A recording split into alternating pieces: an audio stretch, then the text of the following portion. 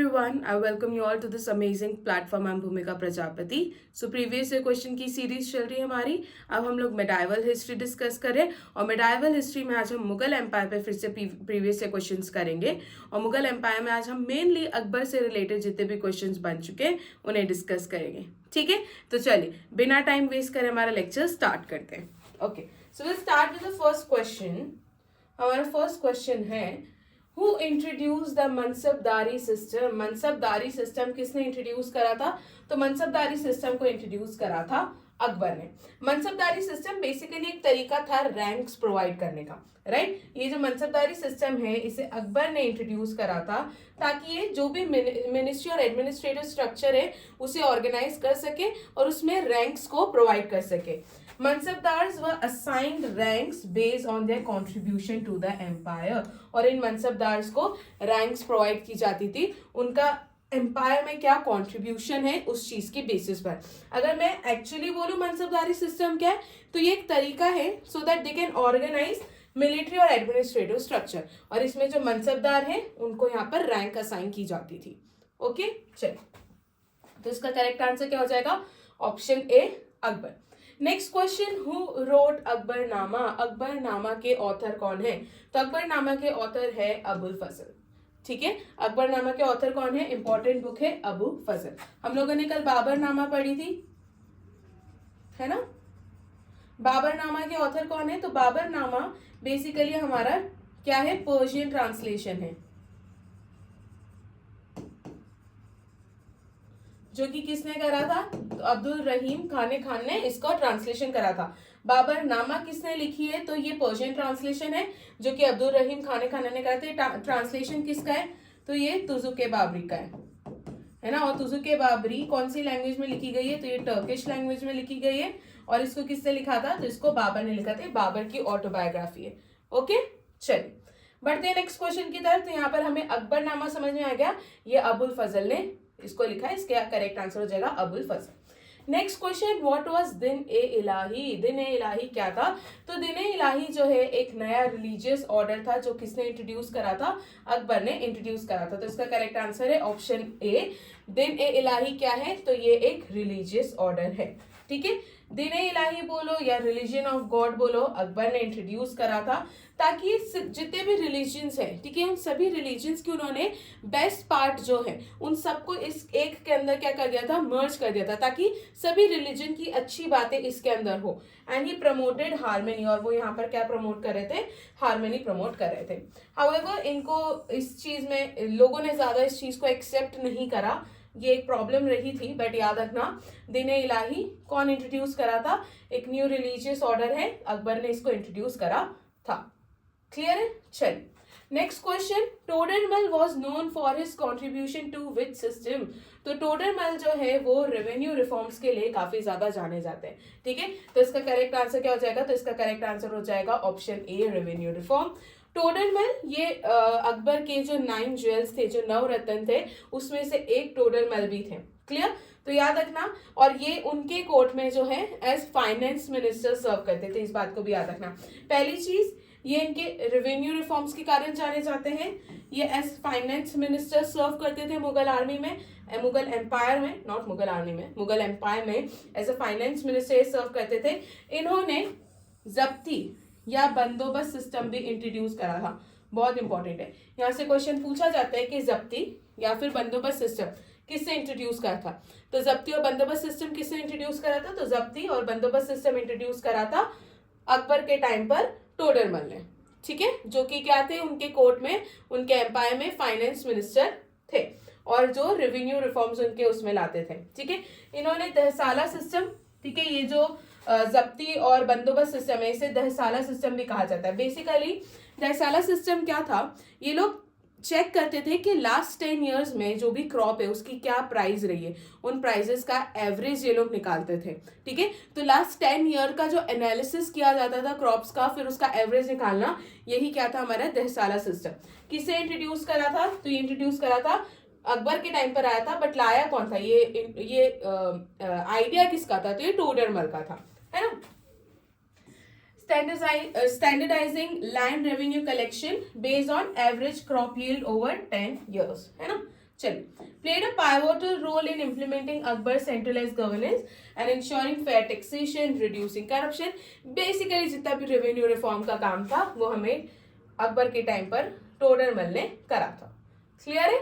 Which court poet of Akbar translated Mahabharata into Persian? तो अकबर के time पर वो कौन से कोर्ट पोएट थे जिन्होंने महाभारत को पर्शियन लैंग्वेज में ट्रांसलेट करा था? तो इसका करेक्ट आंसर है अब्दुल रहीम खान. ठीक है, ये वही है जिन्होंने तुजुक बाबरी को भी कन्वर्ट करा था पर्शियन लैंग्वेज में. तो इन्होंने महाभारत भी ट्रांसलेट करी थी. अब्दुल रहीम है इनका नाम. इन्होंने महाभारत को ट्रांसलेट करा था पर्शियन में और इसे रजनामा कहा था. ठीक है, इसे क्या कहा गया था? रजनामा. क्लियर है? चलिए बढ़ते हैं नेक्स्ट क्वेश्चन की तरफ. नेक्स्ट क्वेश्चन है हमारा, हु कंस्ट्रक्टेड फतेहपुर सिकरी? फतेहपुर सिकरी का निर्माण किसने करा था? तो फतेहपुर सिकरी का निर्माण जो है ये अकबर ने करवाया था. ठीक है, ये किसके टाइम पर हुआ था? फतेहपुर सिकरी का निर्माण अकबर के टाइम पर हुआ था. अकबर ने फतेहपुर सिकरी बनाई थी और his short lived capital to commemorate his victory. तो इनकी गुजरात में जो विक्ट्री हुई थी उसे कमेमोरेट करने के लिए इन्होंने फतेहपुर सिकरी बनवाई थी. ठीक है, चलिए next question, what was the significance of इबादत खाना इन अकबर्स कोर्ट? ठीक है, अकबर के कोर्ट में जो इबादत खाना है इसका क्या सिग्निफिकेंस था? तो यहाँ पर क्या किया जाता था? तो ये प्लेस था रिलीजियस डिस्कशंस का. तो यहाँ पर बैठ के ना सब डिस्कशन करते थे. इबादत खाना क्या था? एक प्लेस था जहाँ पर सब बैठ के क्या करते थे? डिस्कशंस करते थे. किस तरीके का? तो यहाँ पर रिलीजियस टॉपिक पर डिस्कशन होता था. ये था इबादत खाना. अकबर ने इबादत खाना इस्टेब्लिश करा था. इबादत खाना था कहाँ पर इस्टेब्लिश, कहाँ पर करा था? फतेहपुर सिकरी में. To engage in discussions with scholars from different religion. तो बेसिकली उन्होंने क्या करा था? अलग अलग रिलीजन के जो बहुत जाने पहचाने स्कॉलर्स थे उनको उन्होंने इबादत खाना में बुलाया था. बिकॉज इनका मोटिव क्या था? ये दिन इलाही लेकर आए थे. ये चाहते थे कि हर रिलीजन का बेस्ट पार्ट जो हो वो इनके दिन इलाही में हो, वो उसको मर्ज करे. तो ये रिलीजियस डिस्कशंस के लिए उन्होंने क्या करा था? इबादत खाना बनाया था. और रिफ्लेक्टिंग हिज सेक्युलर, और ये जो स्टेप था इनका, ये इनके सेक्युलर अप्रोच को रिफ्लेक्ट करता था. ठीक है, ओके चलिए बढ़ते हैं नेक्स्ट क्वेश्चन की तरफ. यहाँ पे समझ में आ गया ये प्लेस क्या था? रिलीजियस डिस्कशन का एक प्लेस था. Next question, dash was Akbar's foster mother? तो महामंगा जो है वो अकबर की क्या थी? फॉस्टर मदर थी. क्लियर? महामंगा के बाद कौन थे? तो बैरम खान थे. वो भी चीज आप लोग याद रखना. ओके, अब यहाँ पर नॉट हिज फॉस्टर मदर है. हमारा हिस्ट्री का कोर्स लॉन्च हो चुका है. इसमें मैं आप लोगों को ancient, medieval and modern history पढ़ाने वाली हूँ. तो ये सभी वनडे एग्जाम्स, स्टेट पीएससी हो गया, यूपीएससी फाउंडेशन हो गया, SSC, CGL, CHSL, railway, defence, इन सभी एग्जाम के लिए क्या रहेगा? हेल्पफुल रहेगा. इसके अलावा आप इस कोर्स को अवेल कहाँ से कर सकते हैं? तो प्ले स्टोर पे जाना है, पूजा चंद क्लासेस एप्लीकेशन को डाउनलोड करना है. वहां से आप इस हिस्ट्री के कोर्स को क्या कर सकते हैं? परचेस कर सकते हैं. ऑल्सो वहां पर एक डेमो लेक्चर आपको अटैच देखने को मिलेगा. डेमो लेक्चर देखिएगा और फिर आप अपनी अंडरस्टैंडिंग इस्टेब्लिश करना कि हाँ हम इस लेक्चर को परचेस करना चाहिए नहीं, ये वर्थ इट है या नहीं. ठीक है, चलिए तो इतना समझ में आ गया इसके बारे में. अब बढ़ते हैं, हमारी मंथली मैगजीन आ चुकी है, ये भी चीज देख लेना. टॉप 150 क्वेश्चन यहाँ पे देखने को मिल जाएंगे और सारी जितनी भी न्यूज है अक्टूबर की इंपॉर्टेंट वो यहाँ पर आपको कंपाइल देखने को मिलेगी. इसके अलावा एसएससी प्रीवियस ईयर ई बुक 69 रुपीज की है. कहाँ से परचेस कर सकते हैं? तो पूजा जैन क्लासेस एप्लीकेशन से आप इसे परचेस कर सकते हैं. जितने भी प्रीवियस ईयर क्वेश्चंस बन चुके हैं history, polity, geography, economics, science, static GK, इन सबसे वो सब एक जगह आपको कंपाइल देखने को मिलेंगे, है ना. चलो बढ़े हमारे नेक्स्ट क्वेश्चन की तरफ. हमारा नेक्स्ट क्वेश्चन है sorry, which among the following Sikh gurus had been given the palace of Amritsar by Mughal Emperor Akbar? तो अकबर ने कौन से सिख गुरु को जो है, ठीक है, कौन से सिख गुरु को अमृतसर का पैलेस दिया था? तो इसका करेक्ट आंसर है गुरु रामदास. ठीक है, उन्होंने गुरु रामदास को अपना पैलेस ऑफ अमृतसर बेसिकली क्या था? गिफ्ट में दिया था. ठीक है, सो याद रखेंगे कौन से सिख गुरु को दिया था palace of Amritsar? Mughal emperor Akbar ने, तो वो गुरु रामदास को दिया था. गुरु रामदास ये 4th गुरु थे सिखिज्म के, जिनको palace of Amritsar Mughal emperor Akbar ने दिया था। ठीक है, ये एक सिग्निफिकेंट इवेंट था उनके रीन में एज गुरु फ्रॉम 1574 से 1581। ये जो पैलेस ऑफ अमृतसर था ये letter became the golden temple, हम सभी को पता है, is the holiest shrine in Sikhism. ये बात हम लोग जानते हैं। तो आप लोग याद रखना, दिया किसको था? गुरु रामदास को। किसने दिया था? अकबर ने दिया था, है ना। चलिए, बिटवीन 1556 से 60 तक Akbar ruled under whose regency. तो याद रखना, जब अकबर थ्रोन पे बैठे तो पहले तो he was under protection of Bairam Khan. 1556 से वो 1556 में थ्रोन पे बैठे थे, है ना। वो उनकी एज काफी ज्यादा छोटी थी, तो तब उनके रीजेंट कौन थे? तो उनके रीजेंट थे बैरम खान। उसके बाद जो है महामंगा आती है, ठीक है, जिसको पेटीकोट रिजाइम भी कहा जाता है। ये सिर्फ 2 साल का था। और फाइनली 1562 के बाद से जो है प्रॉपर जो भी एडमिनिस्ट्रेशन था एम्पायर का, जो भी डिसीजन मेकिंग जो था, बिना किसी के इन्फ्लुएंस के अकबर ने 1562 से स्टार्ट करा था। थ्रोन पे तो 1556 पे बैठ गए थे, बट 1556 से 1560 तक उन पे किसका इन्फ्लुएंस रहा है? बैरम खान का। उसके बाद महामंगा का, जो कि हमारा पेटीकोट रिजाइम है। और उसके बाद अकबर आपको देखने को मिलेंगे 1562 से लेके 1605 में इनकी मृत्यु हो जाती है। तो इसका करेक्ट आंसर क्या हो जाएगा? बैरम खान। ओके, चलिए अब बढ़ते हैं हमारे नेक्स्ट क्वेश्चन की तरफ। अकबर डिफीटेड राणा प्रताप इन विच बैटल? तो अकबर ने राणा प्रताप को किस बैटल में डिफीट करा था? तो ये था हमारा बैटल ऑफ हल्दी घाटी, जो कि 1576 में हुआ था। ठीक है, अब आप मुझे यहाँ पे बताइए कि यहाँ पर अकबर की तरफ से बैटल ऑफ हल्दी घाटी में कौन लीड कर रहा था? ठीक है, ये आप लोग मुझे कहाँ बताएंगे? कमेंट सेक्शन में बताएंगे। What was Akbar's age when his father died and his coronation took place in Kalanaur? तो पहली चीज तो याद रखना, इनका कोरोनेशन जो है ये कब हुआ था? इनका कोरोनेशन सबसे पहले जो है कहाँ हुआ था? कालानौर में हुआ था 1556 में, जहाँ पे बैरम खान ने ब्रिक्स होती है ना हमारी, ब्रिक्स से एक थ्रोन बनाया था और उस पे उनको बिठाकर उनका कोरोनेशन करा था, जब इन्हें पता चला था कि इनके फादर की डेथ हो गई, है ना। इनके फादर कौन थे? हुमायूं। कैसे इनकी डेथ हुई थी? तो 1556 में ही एक स्टेयरकेस से गिरकर, लाइब्रेरी में थे, दिनपना सिटी में लाइब्रेरी में थे, वहां पर एक स्टेयरकेस से गिरकर उनकी क्या हो गई थी? डेथ हो गई थी। किसकी? हुमायूं की। हुमायूं कौन से 2 बैटल्स के बाद उन्होंने मुगल एम्पायर को रीस्टैब्लिश करा था? तो बैटल ऑफ मछीवाड़ा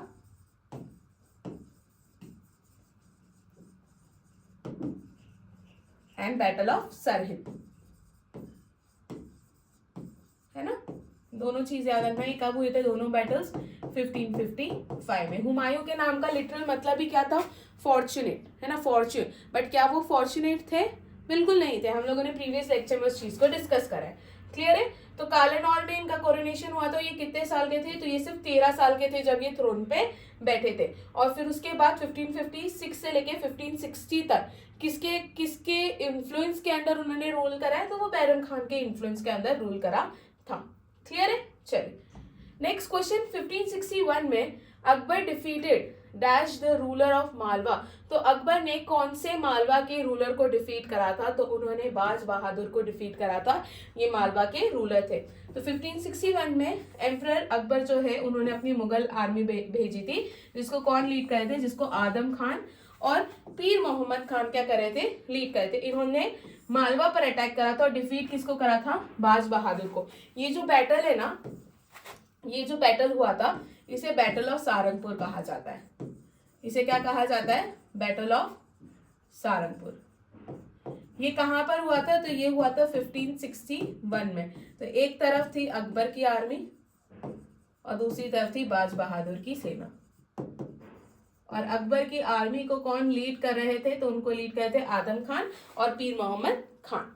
ओके, चल बढ़ते। ये याद रखना, बैटल ऑफ सारंगपुर याद रखना, और मालवा के रूलर कौन थे वो भी चीज आप लोग याद रखेगा।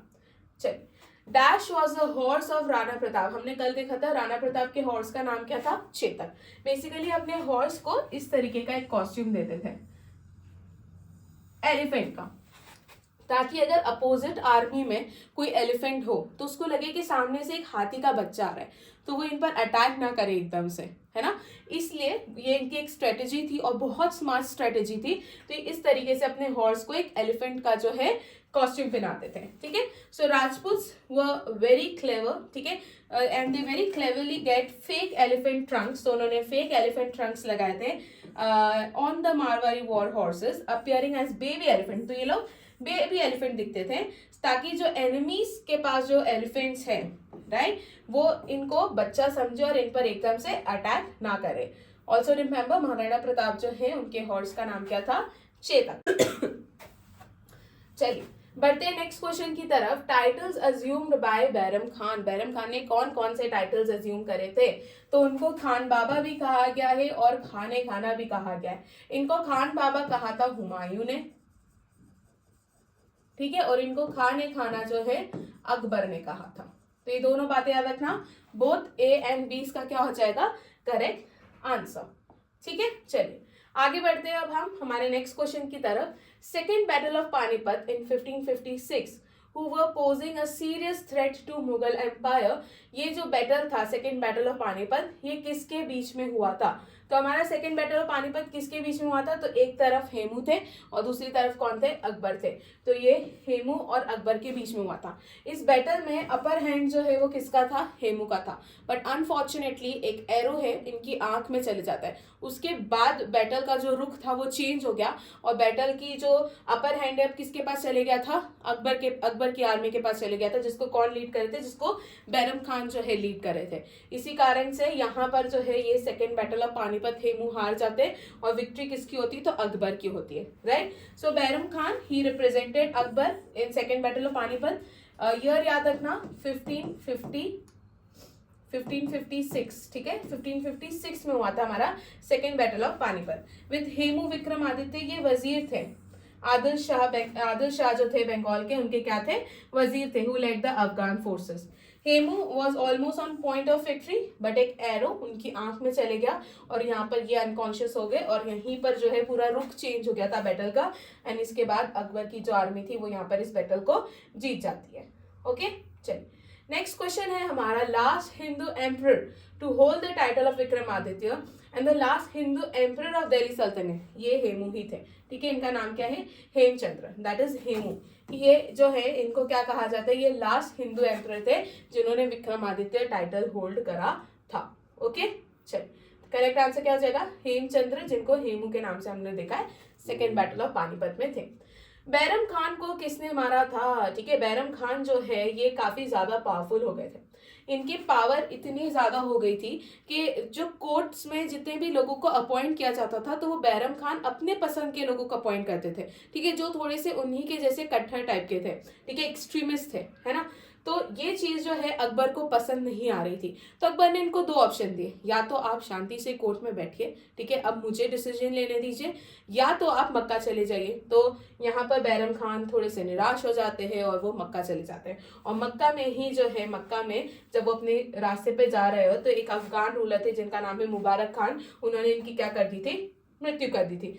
तो अहमदाबाद में पाटन के पास इनकी क्या हो गई थी, मृत्यु हो गई थी। तो इनको मारा किसने था, तो मुबारक खान ने मारा था। सूर्य समझ गए, बहुत पावरफुल हो गए थे। नोबल्स अपने अकॉर्डिंग जो उनके सपोर्टर्स थे और उन्हीं के जैसे जो थोड़े एक्सट्रीमिस्ट थे, कट्टर टाइप के थे, उन लोगों को ये क्या करते थे, अपॉइंट करते थे, ठीक है।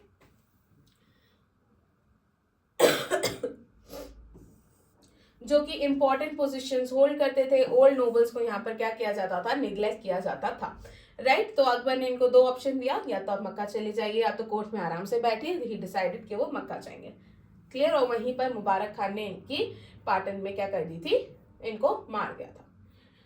क्या यहाँ पे बताया गया कि प्लेस कॉल पाटन, यहाँ पर बैरम खान को मारा गया था। किसने मारा था, तो मुबारक खान ने मारा था। बैटल ऑफ गोंडवाना या जिसे गढ़कटंगा भी कहा जाता है, ये बैटल किसके बीच में लड़ा गया था, तो ये बैटल था रानी दुर्गावती और आसफ खान के बीच में। बहुत इंपॉर्टेंट बैटल है।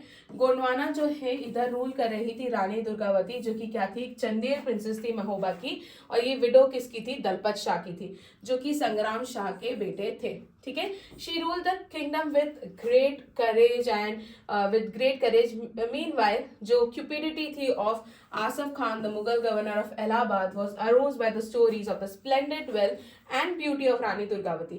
तो यहाँ पर इन्होंने क्या करा, अटैक करा रानी दुर्गावती पर, बट रानी दुर्गावती ने बहुत ब्रेवली जो है इस बैटल में लड़ा था, ठीक है। So he attack Gondwana, Rani Durgavati fought bravely but she lost the battle and उन्होंने खुद को जो है वो शहीद हुई थी, यानी उन्होंने खुद की अपनी जान ली थी और गोंडवाना जो है आसफ खान ने क्या कर लिया था, कैप्चर कर लिया था। Akbar later restore the kingdom of Garhkatanga to Chandrashah, बाद में अकबर ने ये चंद्रशाह को दे दिया जो कि यंगर सन थे संग्राम शाह के, ठीक है। ओके तो याद रखेंगे गढ़कटंगा का युद्ध या फिर बैटल ऑफ गोंडवाना, रानी दुर्गावती और आसफ खान फ्रॉम जो अकबर की तरफ से आर्मी को लीड कर रहे थे उनके बीच में हुआ था।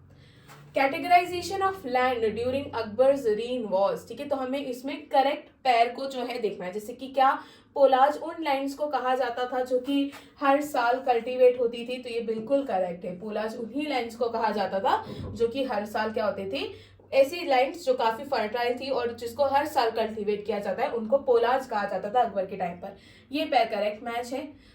पराती की बात करें तो 1 in 2 years, इनको 2 साल में एक बार कल्टीवेट किया जाता था, बिल्कुल करेक्ट है ये वाला भी। उसके बाद चाचार की बात करें तो 1 in 3 or 4 year, ये भी बिल्कुल करेक्ट है। उसके बाद बंजर जो है, बंजर लैंड तो बंजर ही होगी, तो वो 5 या 5 से ज्यादा सालों में एक बार कल्टीवेट होती थी, तो ये भी करेक्ट है। तो ये सारे पेयर्स करेक्टली मैच्ड है, तो इसका करेक्ट आंसर हो जाएगा all of the above, right. चलिए नेक्स्ट क्वेश्चन की तरफ बढ़ते हैं। नेक्स्ट क्वेश्चन है हमारा, अकबर बिल्ड इबादत खाना that is house of worship. ये हाउस ऑफ वर्शिप, ये इबादत खाना उन्होंने रिलीजियस डिस्कशन के लिए बनाया था। मैंने बताया था कि हर रिलीजन के स्कॉलर को बुलाया जाता था यहाँ पर और उनसे डिस्कशन किए जाते थे। ये था इबादत खाना, ये उन्होंने बनाया कहाँ पर था, तो फतेहपुर सिकरी में बनाया था, ठीक है। हम लोगों ने ये चीज देख ली थी, तो इन्होंने इबादत खाना फतेहपुर सिकरी में रिलीजियस डिस्कशन के लिए बनाया था। अकबर कन्विंस से इस बात से कि जो रिलीजियस बाइगेट्स है वो ओवर एम्फोसाइज करते हैं रिचुअल्स को और डॉगमा को, ठीक है। दस उन्होंने सुल-ए-कुल, ठीक है, दैट इज यूनिवर्सल पीस का आइडिया क्या करा, एडवोकेट किया। एक ऐसा आइडिया जिसमें वो रिलीजियस टॉलरेट रहेंगे, हर रिलीजियस को इक्वल इंपॉर्टेंस यहाँ पर दी जाएगी और वो किसी को भी डिस्क्रिमिनेट नहीं करेंगे on the basis of different religion. ये था इनका सुल-ए-कुल। तो सुल-ए-कुल से भी क्वेश्चन पूछा जा सकता है, ये कंसेप्ट किसका था, तो ये कंसेप्ट किसका था, अकबर का था। अबुल फजल ने ही अकबर की हेल्प करी थी in framing of vision of governance around the idea of sulh-e-kul, ठीक है। तो इसमें उनकी मदद किसने करी थी, अबुल फजल ने, जिन्होंने अकबरनामा बुक भी लिखी है। क्लियर है। और ये जो इनका प्रिंसिपल था, ये जहांगीर और शाहजहां ने भी क्या करा था, इसको फॉलो करा था। बट वहीं पर जब औरंगजेब आते हैं, औरंगजेब ने तो बिल्कुल अपोजिट करा था। अकबर ने जो जो भी डिसीजंस लिए थे वो सब उन्होंने, जैसे कि अकबर ने जिजिया टैक्स जो है उसको क्या कर दिया था, बैन कर दिया था। बट औरंगजेब ने फिर से जिजिया टैक्स इम्पोज करना शुरू करा था। तो अकबर के जितने भी स्टेप्स है उसका पूरा अपोजिट जो है किसने करा था, औरंगजेब ने करा था। ओके नेक्स्ट क्वेश्चन की तरफ बढ़ते हैं। नेक्स्ट क्वेश्चन है, new religion promulgated by Akbar was. तो अकबर ने एक नया रिलीजन प्रोमलगेट करा था, दिन-ए-इलाही, हम लोग देख चुके हैं। किस ईयर में आया था, 1582 में, ये भी बहुत इंपॉर्टेंट है। तो 1582 में अकबर ने दिन-ए-इलाही, जिसे डिवाइन फेथ भी कहा जाता है, इस रिलीजन को क्या करा था, उन्होंने प्रोपोगेट या प्रोमलगेट करा था। It believes in one God, ये एक भगवान में बिलीव करते हैं। और यहाँ पर जितने भी रिलीजन थे सबके अच्छे पॉइंट इसके अंदर क्या थे, कंटेन थे, ठीक है। इनके सिर्फ 15 फॉलोअर्स थे, ये भी चीज याद रखना इंपॉर्टेंट है। It had only 15 followers including Birbal, ठीक है। Akbar did not compel anyone to his new faith, तो उन्होंने किसी को फोर्स नहीं करा था कि वो उनके इस नए फेथ को एक्सेप्ट करे, right, just like Ashoka the great did. Okay, Jharokha Darshan was introduced by which Mughal ruler, तो अकबर ने ही स्टार्ट करा था। बेसिकली ये जो उनका फोर्ट होता है, उस फोर्ट में जो हमारी बालकनी होती थी, वो उस बालकनी में आके खड़े हो जाते थे और वहां से जो है वो अपने लोगों से कनेक्ट करने की कोशिश करते थे, डिस्कशन करते थे, अलग अलग बातें की जाती थी। उसी को यहाँ पे क्या कहा गया है, झरोका दर्शन कहा गया है। तो ये जो झरोका दर्शन है ये अकबर ने इंट्रोड्यूस करा था। ये डेली प्रैक्टिस था of addressing the public audience, ठीक है। तो जो उनकी ऑडियंस है, जो उनके लोग हैं, उनके साथ बालकनी में खड़े होके डिस्कशन करना, उनको एड्रेस करना, उनकी बातें सुनना, अपनी बातें बताना, ये था झरोका दर्शन। और ये किसने शुरू करा था, अकबर ने। The revenue was fix on the average yield of land measured on the basis of previous 10 year system. ठीक है, इसको इंट्रोड्यूस किसने करा था? एक रेवेन्यू सिस्टम था, इसे टोडरमल ने इंट्रोड्यूस करा था और इसे 10 साला सिस्टम के नाम से जाना जाता है. ठीक है, इसे क्या कहा जाता है? तो इसको 10 साला सिस्टम के नाम से जाना जाता है. ऑप्शन सी इसका क्या हो जाएगा? करेक्ट आंसर हो जाएगा. इस सिस्टम को इंट्रोड्यूस किसने करा था? अभी मैंने बताया, टोडरमल ने इसको इंट्रोड्यूस करा था. इस सिस्टम के अंदर अलग अलग क्रॉप्स का एवरेज प्रोड्यूस और उनको किस प्राइस पे, किस प्रिवेलिंग प्राइस पे बेचा गया था, उनका भी एवरेज निकाला जाता था. लास्ट 10 इयर्स का उसको कैलकुलेट किया जाता था. 1/3 ऑफ द एवरेज प्रोड्यूस ये स्टेट का शेयर होता था और 2/3 ऑफ द शेयर जो है वो कल्टीवेटर्स के पास में रहता था, जिसे खर्च कहा गया है. ठीक है, तो याद रखना 10 साला सिस्टम कौन इंट्रोड्यूस करा था? अकबर के टाइम पर टोडरमल जो है इस कंसेप्ट के साथ आए थे. चलिए बढ़ते हैं नेक्स्ट क्वेश्चन की तरफ. Which among the following was the first to have a matrimonial alliance with Akbar? तो अकबर के साथ पहली बार मैट्रिमोनियल अलायंस 1562 में जो है कछवाहा डायनेस्टी ने बनाया था. इसके रूलर कौन थे? तो राजा भारमल इसके रूलर थे. ठीक है, राजपूत रूलर थे कछवाहा डायनेस्टी के. ओके, नेक्स्ट क्वेश्चन की तरफ बढ़ते हैं. Who among the following emperor is called an enlightened despot? ठीक है ना, एनलाइटेंड डेस्पोट किसको कहा गया है? तो ये कहा गया है अकबर को.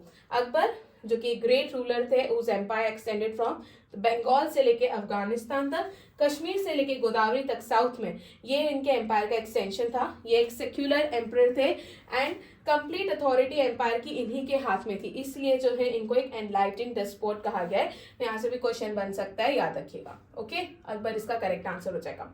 Military system in reign of Akbar was based on mansabdari. ठीक है, अकबर के टाइम पर जो मिलिट्री सिस्टम था वो मनसबदारी पर बेस्ड था. मनसबदारी मैंने अभी आपको बताया एक तरीका था जिसके थ्रू ये ऑर्गेनाइज करते थे, मिलिट्री और एडमिनिस्ट्रेशन की चीज़ों को ऑर्गेनाइज किया जाता था. यहाँ पे मनसबदार होते थे जिनको रैंक्स प्रोवाइड की जाती थी.